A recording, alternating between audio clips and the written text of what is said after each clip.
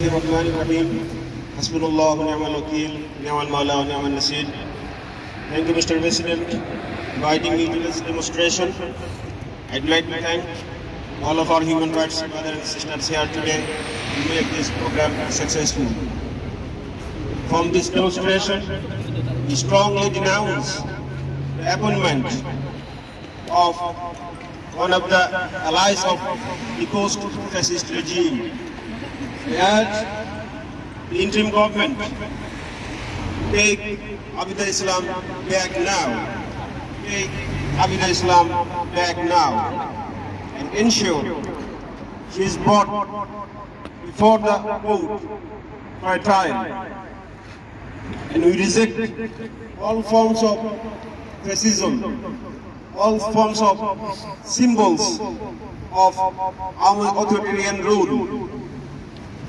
And just 2 days back, we noticed our students and crowd demolished the symbols of our fascism, the pilgrim of our fascism, located at Kanmongi, number 32. We congratulate them for their victory over the armed fascism and Indian conspiracy. But it should have been done by the interim government. This government is the most supported and populist government in our history. Almost all citizens of our country support this government, except some India-backed political prostitutes and some intellectual prostitute communities.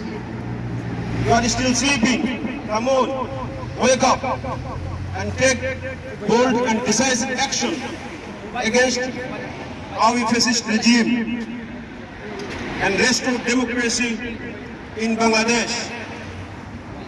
We want a free and fair election under this interim government and make the environment for a free and fair field for every parties.